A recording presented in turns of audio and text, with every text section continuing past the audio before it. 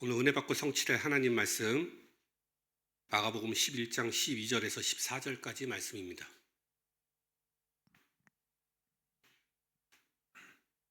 마가복음 11장 12절에서 14절까지 말씀 같이 한 목소리로, 세 절이니까 한 목소리로 크게 읽겠습니다. 이튿날 그들이 베다니에서 나왔을 때 예수께서 시장하신지라 멀리서 잎사귀 있는 한 무화과 나무를 보시고 혹 그 나무에 무엇이 있을까 하여 가셨더니 가서 보신즉 잎사귀 외에 아무것도 없더라. 이는 무화과의 때가 아님이라. 예수께서 나무에게 말씀하여 이르시되 이제부터 영원토록 사람이 너에게 따지 못하라 하시니 제자들이 이를 듣더라. 아멘. 열매 없는 무화과 나무라는 제목으로 오미경 목사님 말씀 증거해 주시겠습니다.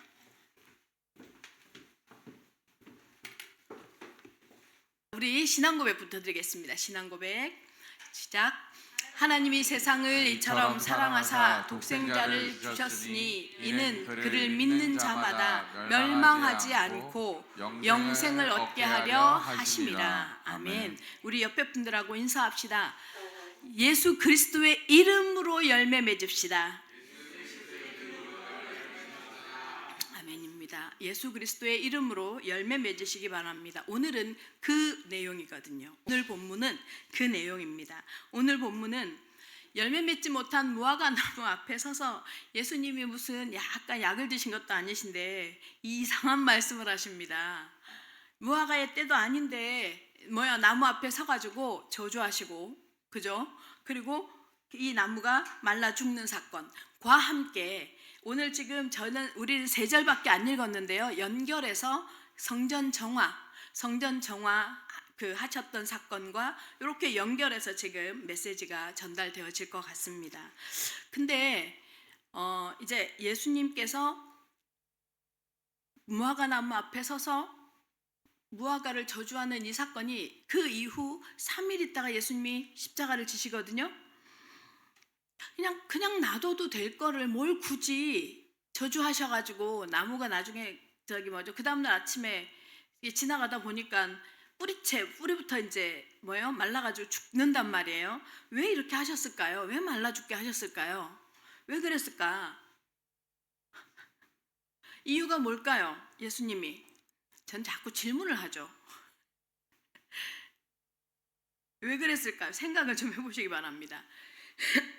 곧 예수 십자가 지실 거가 뻔한데 왜 이런 행동을 하셨을까요? 굳이 어떤 굉장히 꽤 유명한 철학자는 교회를 다니다가 한번 알아보려고 예수님에 대해서 좀 알아보려고 교회를 다니다가 이 본문에 걸려가지고 결국 신앙생활을 포기합니다. 그러면서 하나님이라며 예수님이 하나님이라며 근데 뭔가 감정적으로 처리했다고. 그래서 포기한답니다. 그러니까 왜 그랬을까요? 자칫 이 내용을 정확하게 알지 못하면 우리가 정말로 하나님께서 우리에게 메시지하고자 하는 의도를 알고 이 메시지를 이해하지 못한 상황에서 이 내용을 우리가 보면 뭐예요? 좀 이상하잖아요. 예수님이 나중에 또 단서도 달잖아. 무화과의 때가 아닌데 무화과 기대하다가 저주한단 말이에요. 그죠? 예수님은요 여기에 되게 중요한 단서가 있어요. 예수님은요 제자에게 그리고 제자 공동체에게, 그래서 이 내용이 들어가 있는 그 내용에요, 제자들이 듣더라, 제자들이 보더라가 있어요. 사실은 예수님은 이 사건을 가지고요 중요한 메시지를 지금 전달하고자 합니다. 누구에게? 제자에게. 누구에게? 이 시대의 제자인 교회 공동체에 뭔가 메시지를 전달합니다. 오늘 그 메시지가 여러분 찾아지기를 예수님의 이름으로 축원합니다. 아멘. 오늘 정말로 그 메시지가 하나님께서 지금 이 메시지를 통해서 나에게 무엇을 말씀하심인지 들리는 은혜가 있기를 예수님의 이름으로 축원합니다. 첫 번째입니다. 열매를 기대하신 예수님입니다. 12절 함께 보겠습니다. 12절 다 같이 한 목소리로 읽겠습니다. 12절 자, 다 같이 큰 소리로 시작. 이튿날 그들이 베다니에서 나왔을 때 예수께서 시장하신지라. 예루살렘에 이제 입성하신 지 이틀째 되는 날이에요. 이틀째 되는 날 예수님이 시장하셨. 배가 고팠던 모양이에요. 배가 고프니까 지나가다 무화과 나무를 보고 뭐 해요? 무화과 나무를 보고 가셔서 나무를 열매를 구하는 거예요. 근데 여기서 배가 고팠다, 그러니까 시장하다라는 말이 히브리 말로 뭐냐면 페아나오인데 여기에 배가 고프다는 의미와 함께 다른 의미가 같이 있어요. 근데 다른 의미로 훨씬 더 많이 사용되어져요. 그 다른 의미가 뭐냐면 열망하다, 간절히 바라다 이렇게 표현돼요. 자, 그러면 배고프다와 열망하다, 간절히 바라다 뭔지 조금 같은 뉘앙스는 아니지 않아요? 그죠? 같은 뉘앙스는 아니에요. 근데 같이 해석을 해놨어요. 원문에 보니까. 그러면 사실은 우리가 지금 읽고 있고 이번에 우리가 지금 보고 있는 이 본문에 다른 의도가 있다라는 게 보여지는 거예요. 그럼 그 다른 의도가 뭔지 오늘 한번 찾아보자고요. 13절 한번 보겠습니다. 13절. 다 같이 큰 소리로 13절 읽겠습니다. 시작. 멀리서 잎사귀 있는 한 무화과 나무를 보시고 혹 그 나무에 무엇이 있을까 하여 가셨더니 가서 보신즉 잎사귀 외에 아무것도 없더라. 이는 무화과의 때가 아님이라. 그러게요. 멀리서 예수님이 배가 고픈 중에 무화과 나무가 보인 거예요. 무화과 나무가 뭐요? 무성해. 잎사귀가 무성해. 야, 제가요 이 나라에 와서 되게 재밌는 거 많이 봐요. 와, 그 목련이시죠? 목련이 너무 탐스럽게, 특히 자목련이 너무 탐스럽게 너무 예쁘게 펴요. 저희 집 가는 길에 어떤 집에 그 목련이요. 근데 이 목련이요 잎사귀도 안 보이고 잎사귀도 안 하고 꽃부터 펴요. 이 나라 목련은. 내가 신기하다. 처음에 목련인지 몰랐어요. 근데 꽃이 너무 예뻐요. 근데 그 플란트반 거기 가니까 목련이더라고요. 그래서 신기하다 했는데 뭐냐면 그 기후 그 지방에서는 그런 형태로 이 나무들이든 풀이든 꽃이든 이런 것들이 이게 나타나는 거잖아요. 이런 걸 그 주변에 사는 사람들은 알 거 아니에요. 그죠? 예수님이 살아가던 그 시대에 이 유대도요, 이스라엘도 무화과의 잎사귀가 막 나면 뭐예요? 뭐가 돼? 열매가 있는 거예요. 그러니까 예수님이 가셔서 열매를 구하신 거예요. 자, 그런데 잎사귀가 너무 많으니까 해치고 막 열매를 찾으셨는데 없었어요. 무화과가 없는 거예요. 근데 여기에 되게 재밌는 제가 마가복음을 잘 몰랐어요. 그냥 읽기만 하고 지나갈 때는요, 마가복음을 기록한 마가라는 저자가 어떤 의도를 가지고 어떤 사람인지 잘 몰랐어요. 마가복음을 제가 지금 강해를 하면서 저는 한 일주일 내내 사실 공부를 합니다. 신학교 다닐 때 히브리어를 하도 안 해가지고 세상 공부를 막 합니다. 근데 마가가요, 너무 놀라워요. 굉장히 이 사람 배운 사람이야. 그 당시 배운 사람인 것 같아요. 근데 단서를 뭐라고 붙이냐면 무화과의 때가 아님이라 이렇게 표현해요. 무성한 잎사귀가 있는 무화과라고 표현해놓고 그 다음에 마지막에 단서에 뭐라고요? 무화과의 때가 아님이라. 이 말만 없었어도 예수님이 하시는 무화과 나무를 향해서 하는 저주가 심판이거든요. 원래 저주가 아니고 원어적 의미는 심판이 무색하지 않을 텐데, 무한하지 않을 텐데 이 딱 단서를 붙여놓으니까 무한하잖아요. 그러니까 근데 이렇게 딱 해놨는데 예수님 좀 이상해지신 것도 아니고 약을 드신 것도 아닌데 뭐해요? 이상한 짓을 하신단 말이에요. 뭔 짓을 해요? 14절 한번 읽어보세요. 14절 다 같이 시작. 예수께서 나무에게 말씀하여 이르시되 이제부터 영원토록 사람이 내게서 열매를 따먹지 못하리라 하시니 제자들이 이를 듣더라. 자, 제자들이 여기 핵심이에요. 제자들이 이를 듣더라. 자, 이제 예수께서 이 나무를 향해서 옛날의 성경에는요, 뭐라고 하냐면 저주하여 이렇게 말해요. 저주하여 이르시되 이래요.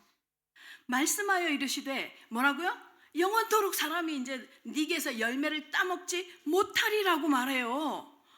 약간 이상하잖아요. 약간 너무 객관성 없잖아. 그래서 예수 믿는 거 객관성 없다고 표현하기에 딱 좋은 성경 구절이에요. 그죠? 근데 뭐가 있겠죠?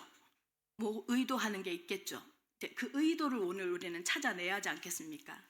열매를 구했는데 예수님 열매가 없으니까 화가 나실 수 있어. 근데 예수님이 화를 내는 것도 사실 적응 안 돼요. 그렇지 않아요? 예수님이 화를 내는 것도 뭐 성경 같은 데 가서 뭔가 잘못된 걸 봤을 때는 그 뭐죠? 화를 내는 게 적응이 되는데 이런 상황에서 예수님이 화를 내는 건 적응 안 돼요. 저만 아닌가요? 저만 그런가요? 적응이 안 돼. 근데 이제 이 이유가 있어요. 이 상황 베이스가 있는 게 뭐냐면 이스라엘의 이 무화과가 열리는 주기가 있대요. 무화과가 언제부터 언제까지 열매를 맺냐면 3월, 4월서부터 그 해에 3월, 4월서부터 그 한 10개월, 10월까지 무화과가 열리는데 한 4-5번 열린대요. 나무에서. 근데 3월에도 열렸다가 5월 때도 열렸다가 뭐 8월에도 열렸다가 10월에도 열렸다가 이렇게 열릴 수 있대요. 이렇게 3-4번, 4-5번 이렇게 열매를 구할 수 있는데 4월 지금 예수님께서 예루살렘에 올라가서 십자가 지셨던 사건이 언제 있어요? 6월절이죠. 6월절이에요. 이 6월절이 있는 달이 언제냐면 바로 3, 4월이에요. 3, 4월이란 말이에요. 그러니까 이제 3, 4월에 구한 거예요. 예수님이. 3, 4월쯤 2월절이 있는 해가 이 뭐죠? 3, 4월인데 이 3월, 4월에 열리는 무화과는 어떤 무화과냐면 3월, 4월에 열리는 무화과와 8월 이후에 6월 이후에 열리는 무화과가 이름이 달라요. 이름이 달라요. 3, 4월에 열리는 무화과를 뭐라고 하느냐면 파게라고 해요. 파게. 그래서 왜 우리 그 무화과를 피그라고 하죠. FIG 해서 피그라고 하잖아요. 그러니까 이 파게라는 단어에서 나온 파생된 언어인 거예요. 그러면 8월, 9월, 10월 요때쯤 나오는 건 뭐라고 하느냐? 테헤나라고 해요. 그러니까 이름 명칭이 아예 달라요. 무화과가. 자, 그런데 파게 3, 4월에 나오는 이 무화과는요. 전해의 가지에서 그냥 날씨가 따뜻해지니까 거기에서 나오는 거예요. 그냥 뭉쳐있던 자양분이 나오는 거예요. 그래서 별로 맛이 없고 볼품도 없대요. 그러니까 주로 가축 사료나 아니면 가난한 사람들, 그 다음에 6월절을 지키기 위해서 이 디아스포라 유대인들이 막 흩어져 있다가 예루살렘으로 모이잖아요. 예루살렘으로 모이는데 왔는데 막 당장 걸어서 오고 하잖아요. 그러니까 뭐해요? 이런 걸 찾아서 따서 먹었대요.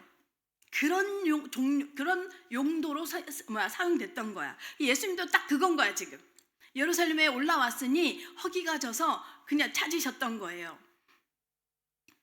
근데 그 파게가 없었던 거예요. 예수님이 찾으려고 하니 이 파게가 없었던 거예요. 자, 먹고 싶은 것을 찾았는데 원하는 대로 못 찾았어. 그래서 뿔딱지가 났어요. 그래서 화를 냈어요, 예수님이? 그러면 정말 하나님이 아닌 거잖아요. 지금 여기에서 말하는 건 지금 무화과의 때가 아니더라라고 했던 말은 테헤나 8, 9월의 그 무화과가 아니라는 거예요. 파게는 나올 수 있었던 건데 근데 그게 없었던 거예요. 자, 근데 사실은 이 무화과 나무의 이 사건이요, 다음 사건을 설명해요. 다음 사건이 뭐 있어요? 다음 사건 뭐예요? 15절부터 한번 읽어볼까요? 15절 다 같이 시작. 그들이 찾았어요? 찾으셨어요? 다 같이 15절 한번 찾아서 읽어보세요. 시작. 그들이 예루살렘에 들어가리라. 예수께서 성전에 들어가사 성전 안에서 매매하는 자들을 내쫓으시며 돈 바꾸는 자들의 상과 비둘기 파는 자들의 의자를 둘러엎으시며. 자, 뭐예요? 성전 청소를 하는 사건이에요. 그죠? 이 사건 앞에 지금 이 내용이 배치돼 있어요. 그리고 요 사건, 이 성전 청소가 끝난 이 정화 사건이 끝난 그 다음 사건, 그 다음 내용이 뭐냐? 20절 한번 읽어보세요. 20절. 다 같이 20절 시작. 그들이 아침에 지나갈 때 무화과 나무가 뿌리채 마른 것을 보고. 자, 무화과 나무를 향해서 저주를 내리시고 심판하시고, 그 다음에 성전 정화 사건이 있으시고, 그 다음 날 아침에 지나가시는데 뭐예요? 무화과 나무가 저주하신 대로 뿌리부터 말라버리는 사건. 이 상황이요, 사실 연결되어져 있어요. 자, 어떻게 연결되어져 있냐? 성경에서 무화과 나무가 상징하는 게 있어요. 지난주에도 제가 얘기했었죠. 이 두 명은 무엇을 상징한다고요? 무엇을?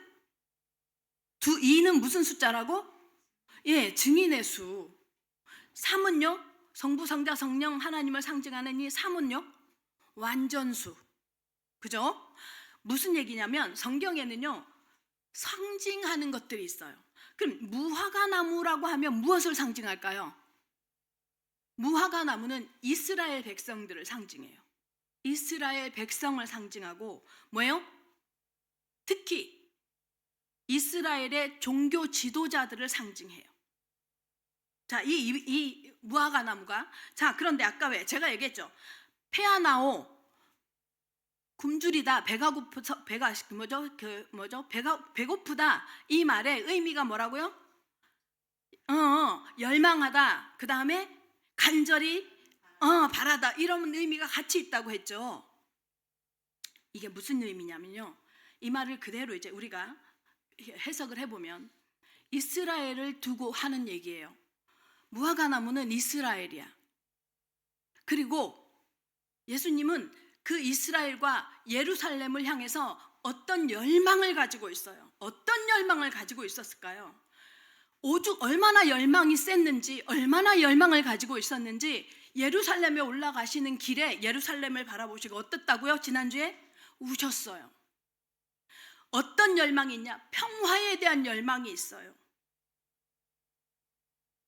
이스라엘의 화평에 대한 열망, 예루살렘의 평화에 대한 열망이 있었어요. 그런데 뭐예요? 배고픔에 대한 상징을 얘기하는 것만이 아니라 이 무화과 나무에 대한 열망이 있었어요. 잎이 무성하니까요. 겉으로 보기에 너무 좋아요. 예루살렘 보기 좋아요. 예루살렘이요, 높은 산 위에 지어져 있었어요. 예루살렘 성전이. 그래서 감람산과 성전산이라고 해서 이렇게 두 개가 같이 있었어요. 그런데요, 그 예루살렘을 바라보시면서 예수님이 바라는 소원 하나가 딱 뭐냐면 평화에 관한 소원인 거예요. 다시 말하면 자기 백성이 평안하기를 바라는 거예요. 평안을 힘입기를 바라신 거예요. 그 열망을 가지고 예루살렘을 올라가고 있는데, 예루살렘을 비롯해서 이스라엘 무화과 나무들은 다시 말하면 뭐예요? 따라다니고 있는 제자를 비롯해서 바리새인들, 그 다음에 성전에서 지금 예배드려야 할 성전의 제사장들, 성전에 연결된 모든 사람들 뭐해요? 다 뭐예요? 알맹이가 없는 신앙생활을 하는 거예요.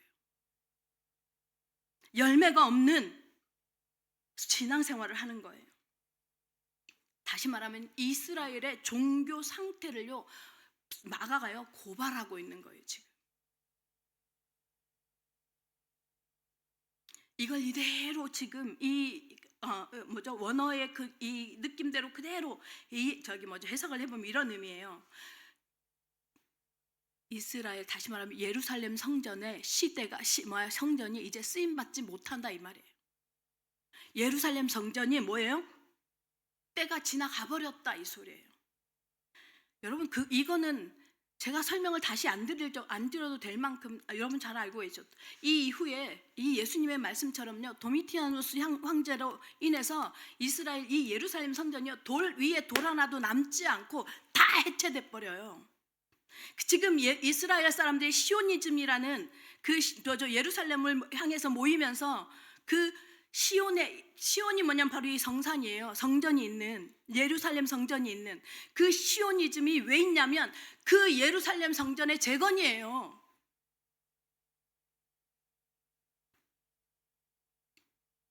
왜 무화과 나무 잎사귀를 보고 무화과 나무 열매가 없는 걸 보고 예수님이 저주를 내릴 만큼 알맹이 없는 신앙에 대한 얘기를 하냐면 그 다음이 성전 사건요.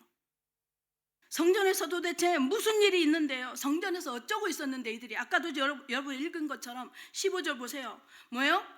돈 바꾸고 매매하고 세상의 성전 안에요 환전소가 있었어요.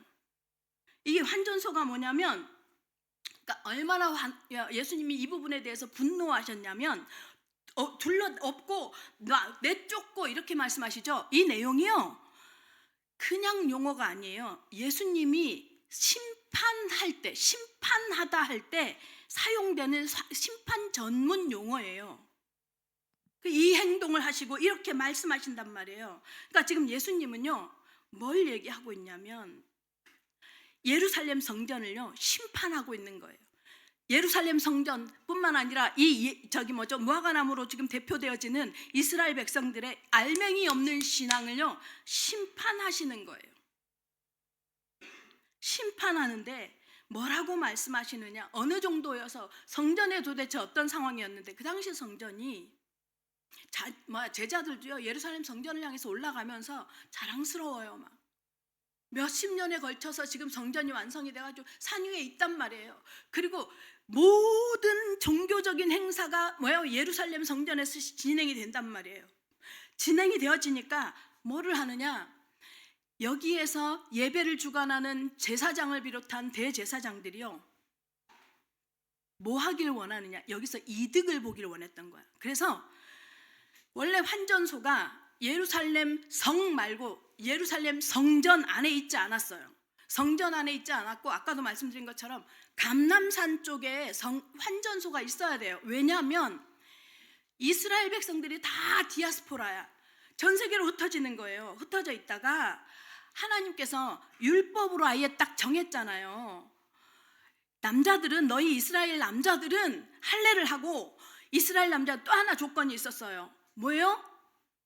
매년 3번은 성전에 와서 성막 앞에 예루살렘 성전 앞에 와서 뭐 하냐고요? 제사를 지내라 하신 거예요.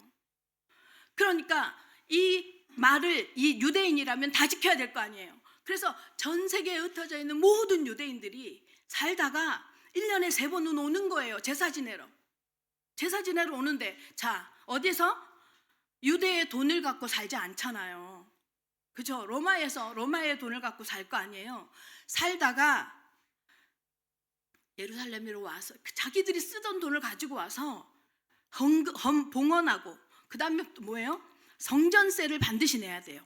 성전을 들어가려면 성전세가 헌금의 양상으로 모양으로 성전세를 내야 되는데 그 성전세를 남의 나라 돈으로 낼 수 없잖아요. 자기가 쓰던 돈으로 낼 수 없으니 바꿔야 해. 그래서 환전소를 어디다 두냐면 감람산 쪽에다 뒀던 거예요. 근데 이게 돈이 되는 거예요. 그러니까 성전의 대제사장들, 예배를 집도하는 이들이요 자기 혈통, 자기 혈육, 자기 인친척들한테 뭐해요? 이 직분을 맡기는 거예요. 금리가 이 이권이요 얼마나 그거 했는지 사료에 보면 어떤 내용까지 있냐면요. 이거를 그 성전 안에서 환전소를 자기가 한번 열으려고요. 그 10년치에 그거를 준대요. 그래서 바꾼대. 그만큼 뭐예요? 이게 매관매직이 됐던 거예요.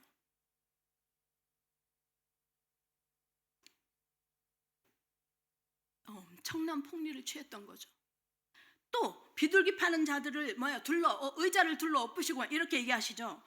비둘기만 아니에요. 예루살렘 성전 안에 양, 염소, 송아지 각종 동물들이요 예루살렘 성전 안에 예루살렘 성 안에서 키워지는 거예요. 왜요? 제사를 지낸다면 어떻게 지내는 거예요? 제사라는 게 어때요? 우리처럼 이렇게 예배해요? 아니에요. 어떻게 지내요? 동물을 죽이잖아요. 그래서 예를 들어 저 나사렛에서 베들레헴 예루살렘까지 이렇게 와야 돼요. 그러면 최소 한 달은 오잖아요. 그럼 그 집에서 최고 좋은 양 새끼, 최고 좋은 염소 새끼를 뭐해요? 짊어지고 끌고 온단 말이에요. 오는 길에 다치기도 하고 한 달 동안 거의 와야 하니까 못 먹이잖아요. 그러니까 말라요. 그러면 성전에 누가 있냐면요, 재물 감시반이 있는 거예요. 재물 감시반이 재물을 검수해요. 아, 얘는 눈이 짝짝인데 안 돼. 그럼 뭐 해야 돼? 제사는 지내야 되잖아요. 그러니까 얘는 못하니까 거기에서 동물을 사야 되는 거예요. 그래서 무슨 꼬투리를 잡아서라도 동물을 거기에서 사게 만드는 거예요. 누가 했냐? 누가? 예배드리는 제사장들이. 뭐예요? 바리새인들이.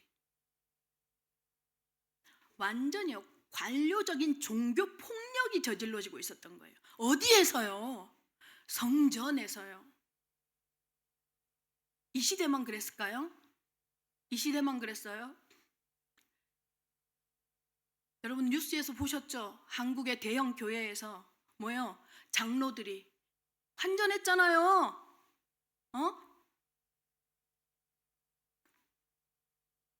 인맥 넓히고 그 짓을 하고 있었던 거예요. 이 성전에서.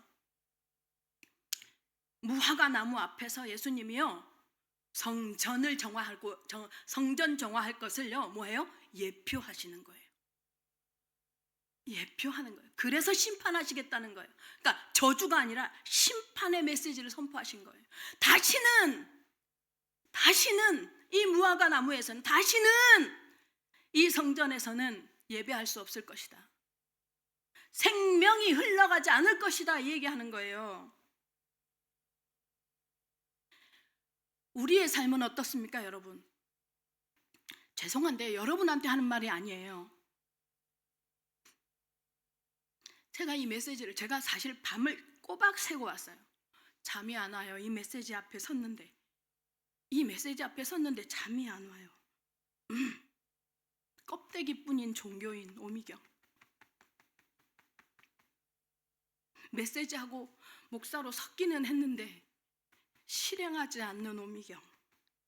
죄송합니다. 정말로 회개가 나오고 죄송하고 하나님께 인생에 열매가 없구나 그 생각을 정말 하면서 하나님 앞에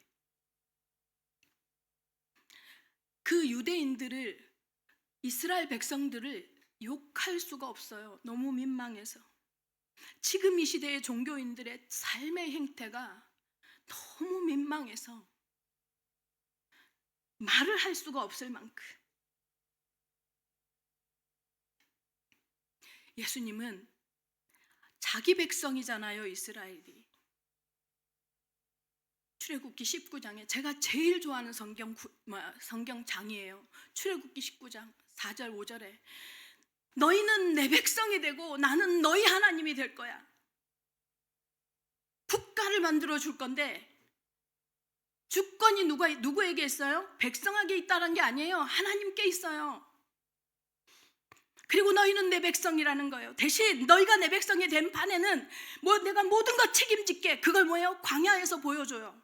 홍해를 건너게 하시고 광야에서 먹이고 광야에서 입히고 광야에서 고기 주시고 그 오지랖 같은 그 말도 안 되는 백성들이 뭐예요? 가는 곳곳마다 가나안에 이르기까지 뭐예요? 모든 싸움에서 이겨요. 그게 말이에요, 막걸리예요? 근데 그게 역사 기록이잖아요. 그렇게 해서 만든 자기 백성인데 이 백성이 이들이요 얼마나 기가 막힌지 메시아를 말해주라고 선민 삼았는데, 메시아를 보여주고 전달하고 선민 삼았는데 뭐예요? 눈앞에 와 있는 메시아는 눈에 들어오지도 않고 알아보지도 못해요. 그리고 뭐해요? 매건매직하고 폭리 취하고 백성들의 골수를 짜내면서 자기들 배를 불린단 말이에요. 예수님이요 그 얘기 하시는 거예요. 그래서 뿌리부터 말라버리게 한번 해버린단 말이에요. 성도 여러분, 일주일에 한 번 예배 오시죠? 이 예배로만 예배하지 마시기 바랍니다. 오늘의 이 예배가 월요일의 예배가 되고, 월요일의 예배가 화요일의 예배가 되고, 화요일의 예배가 수요일로, 목요일로, 금요일로, 토요일로 연장되어져서 주일날은 하나님을 만나러 올 때 여러분 기대하시고 벅차시고 축제가 되어지는 진짜 예배로, 하나님을 영화롭게 하는 진짜 예배로 영광 돌려드리는 예배자 되시기를 예수님의 이름으로 축원합니다. 다른 게 열매가 아니에요. 다른 게 열매가 아니에요. 우리의 삶의 예배가 열매입니다.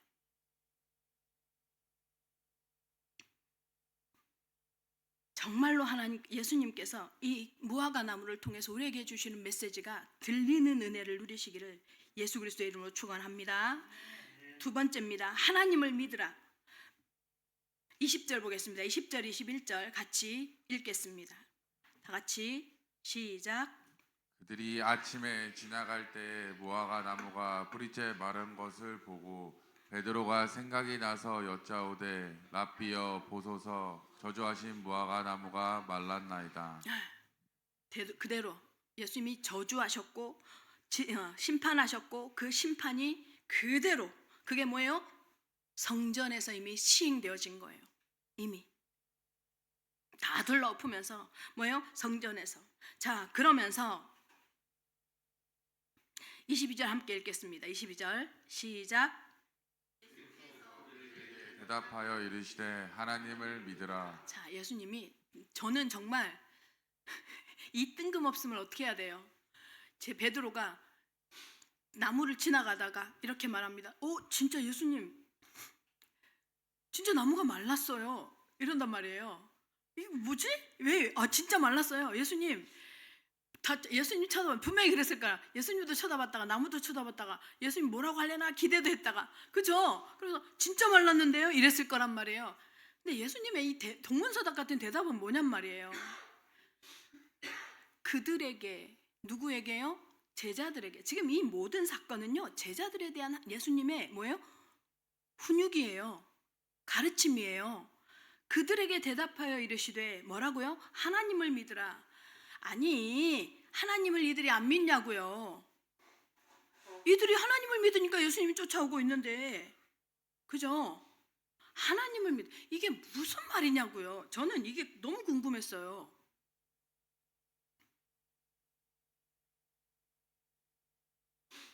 하나님을 믿으라고 하는 이 말이 참 뜬금없잖아요. 거기다 더 기가 막힌 대답이 있어요. 보세요.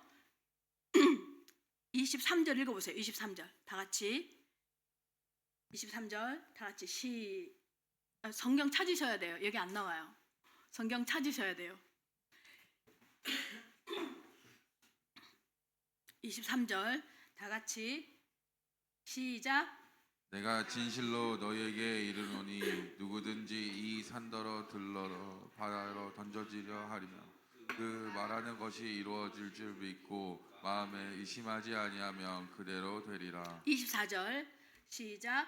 그러므로 내가 너희에게 말하노니 무엇이든지 기도하고 구하는 것을 받을 줄로 믿으라.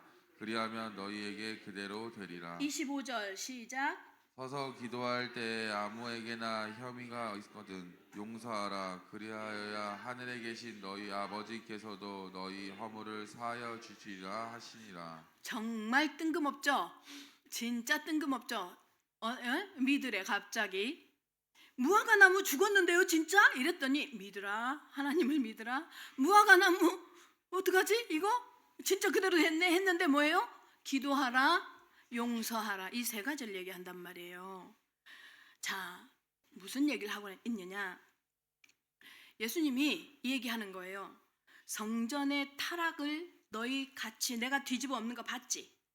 그러면서 뭐라고 했어요? 뭐라고요? 제가 말씀드렸죠. 다시는 이 예루살렘 성전을 통해서 생명이 흘러가지 않을 거라고 예언하신 거예요. 그래 놓고 그러면 뭐예요? 그러면 하나님을 예배하는 게 없어져요? 그럴 수 없잖아요. 그럴 수 없잖아요.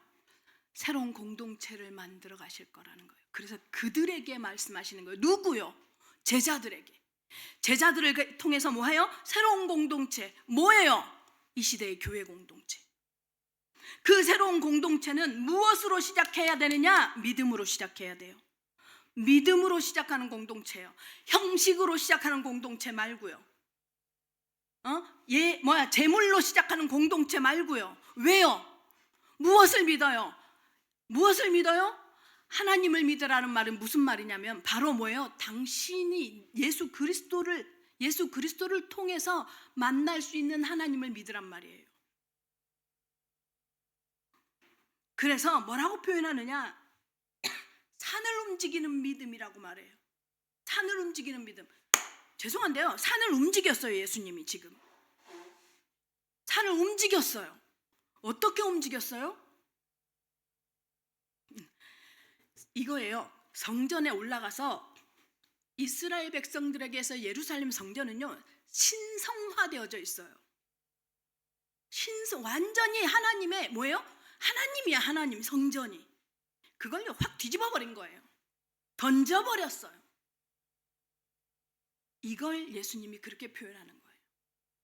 산을 바다에 던진 것 같은. 청소해버렸어요. 성전을 청소해버렸잖아요. 그러니까 당시에 이스라엘 사람들에게 있어서 성전은요 하나님 같았거든요. 근데 그걸 던져버렸단 말이에요. 그러면서 말하는 거예요. 성전에서 믿는 게 아니라는 거예요.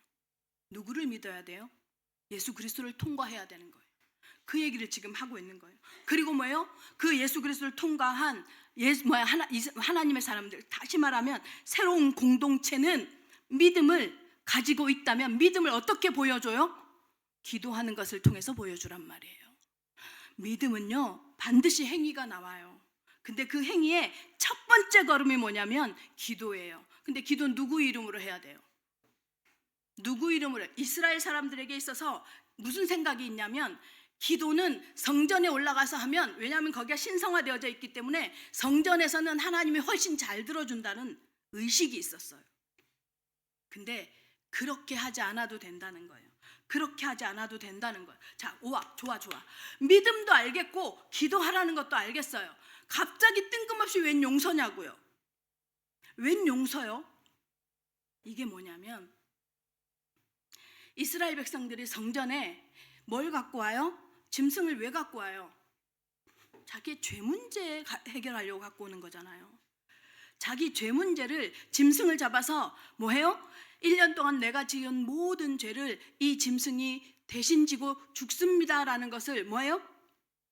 상징적으로 목을 자르잖아요. 목을 찔러서 피를 내잖아요. 그래서 죄사함을 받잖아요. 맞죠? 그래서 용서를 받습니다. 그렇게 해서 용서를 받아요. 짐승을 잡아서 죄 용서를 받아요. 예수님이 지금 그 얘기하는 거예요. 아니, 제사를 통해서만 용서가 가능한 게 아니야, 이 소리예요. 아멘. 제사를 통해서만 용서가 가능한 게 아니고 뭐예요? 예수를 보고 있고 예수 그리스도를 알고 있는 너희는 어디든 서서 기도하는데 뭐예요? 하나님과 관계가 해결되어지면, 이 소리예요. 하나님과의 관계가 해결되어지는 거기에 걸림돌이 되는 인간관계, 다시 말하면 누군가가 마음에 걸리는 사람이 있어요. 여러분, 하나님과의 관계는요 인간관계에 문제가 생기면 당연히 안 되게 돼 있어요. 안 되게 돼 있어요. 그래서 먼저 뭐 하고 오라는 거예요 지금? 너희에게 아무에게나 혐의가 있거든, 이 말을 번역하면 우리말로 의역을 하면 이렇게 해요. 만약 누군가 적대적인 감정, 적대적인 의식이 있으면 그거 용서해 주고 와라 이 말이에요. 왜냐하면 네가 예수 그리스도로 말미암아 죄 사함을 받으니까. 성전에 제사를 통해서만 죄 문제가 해결되는 게 아니고 그래야만 기도가 통하니까. 그죠? 이 죄 문제가 인간관계가 적대적인 관계가 해결되어져야만 기도가 뚫려요. 관계에 문제가 있는 상태에서요, 하나님의 백성이요, 절대로 기도 안 돼요. 기도가 되어지려고 하면 뭐 해야 돼요?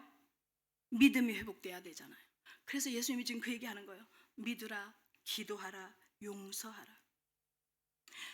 예수님께서 성전을 정화하시고 하시면서 예수님이 바라시는, 다시 말하면 제자들로 말미암아서 새롭게 이루어질 이 시대의 제자 공동체인 교회 공동체는 믿음으로, 그리고 그 믿음이 있다는 증거로 기도로, 그리고 뭐예요? 죄 사함을 받았다는 증거로 뭐예요? 용서함으로 새로운 공동체를 이루어 가신다는 것이 바로 믿으라, 기도하라, 용서하라라는 말씀입니다. 그래서 여러분, 여기에 가장 하이라이트는 뭐냐면 누구를 믿어요? 하나님을 믿지만 하나님께 아무나 내가 가고 싶다고 손든다고 갈 수 있어요? 예수 그리스도를 통과해야 되잖아요. 지금 예수 그리스도를 믿는 제자들, 따르는 제자들, 예수 그리스도를 알고 있는 우리 교회 성도들, 이 성도들을 말하는 거예요. 너희는 뭘로 시작하라고? 행위로 시작하지 말고, 율법으로 시작하지 말고, 제사로 시작하지 말고 믿음으로 시작하란 말이에요. 믿으면 뭐해요? 그 믿음의 증거로 예수 이름으로 붙잡고 기도하면 된다는 거예요. 아멘? 그 기도하면 지금 뭐예요? 너희가 신격화해서 성전을 신격화해서 이건 도저히 누구도 건드릴 수 없을 것 같았던 이거를 예수님은 뭐예요? 완전히 부숴버리잖아요. 산을 들어서 바다에다 던진 것 같은 이 역사가 너희에게도 일어난다는 거예요. 아멘. 반드시 그 은혜를 경험하라는 말이에요. 오클랜드 영교회 성도 여러분, 경험하시기 바랍니다. 정말로 경험하시기 바랍니다. 예수 그리스도가 그 이름을 붙잡고 기도할 때, 그 이름을 믿을 때 어떤 응답이 일어나는지를 경험하는 하나님의 사람들 되시기를 예수 그리스도 이름으로 축원합니다. 결론입니다. 여러분 아세요? 공기청정기요, 향수나 뭐 이렇게 탈취제나 뭐 이런 거 있잖아요. 이런 거에서 분사되는 그 향기에는 되게 민감하게 반응을 한대요. 근데요, 생화 있죠? 꽃, 생화가 뿜어내는 향기에는요 예민하지 않대요. 공기청정기가 정화하지 않는 거야. 그냥 꽃은 그대로 놔두는 거야. 재밌죠? 제가 이 얘기를 왜 하느냐면 사도 바울은 우리한테 이렇게 얘기합니다. 우리는 하나님께 바쳐진 향기라고 표현하십니다. 사람은요,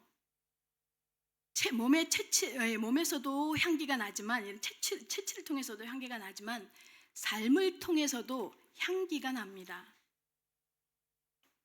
그 삶을 통해서 나는 향기로 인해서 사람들은 우리가 예수 믿는 줄 압니다. 우리의 삶의 걸음에서 나타나는 향기로 인해서 다른 불신자들은, 우리의 주변인들은 우리가 예수 믿는 줄을 알기를 원합니다. 아멘. 우리가요, 하루하루 우리가 이렇게 하나님의 말씀 앞에 서면, 사람 앞에 서면요, 지난번에도 말씀드린 적이 있는 것 같은데, 사람 앞에 서면 내가 그렇게 잘못하고 사는 것 같지 않아요. 근데요, 말씀 앞에 서면요, 참 세상과 타협하고 세상 풍조에 휩쓸리고 그저 내 감정에, 그저 내 시선에, 그저 내 판단에 거기에 흘러가고 있는 우리의 모습이 보이잖아요. 그죠? 근데 말씀 앞에 서면, 정말로 말씀 앞에 섰을 때는 자꾸만 우리의 모습이 보입니다. 우리의 약함이 보입니다. 그래서 하나님의 말씀을 딱 붙잡고 예수 그리스도의 말씀을 딱 붙잡고 여러분 오늘 하루의 삶을요 뭐로요? 하나님의 향기로 살겠다고 결단하시기를 바랍니다. 그것이 열매 있는 인생일 겁니다. 그것이 하나님께서 우리에게 원하시는 열매일 것입니다. 예전에 우리는 무조건 전도해서 생명이 살아나야지 그거에 대해서 되게 많이 왠지 눌림이 있었고 왠지 죄책감이 있었어요. 아니요. 그 이전에 우리에게 하나님의 말씀이 우리에게서 우리의 삶에 흠뻑 적셔져야 돼요. 하나님의 말씀이 우리에게 적셔지지 않는 상황에서는요. 우리가 하는 말이 우리가 복음을 전해놓고도요. 우리가 하는 행위 때문에 우리가한테서 나오는 냄새 때문에 사람들이 돌아서더라고요. 하나님의 말씀에 흠뻑 젖어서 여러분의 삶에 정말로 세상 속에서 살아가는 그리스도인들의 삶에 은은한 향기가 나는 그것이 열매로 나타나는 응답의 주역들이 되시기를 예수님의 이름으로 축원합니다.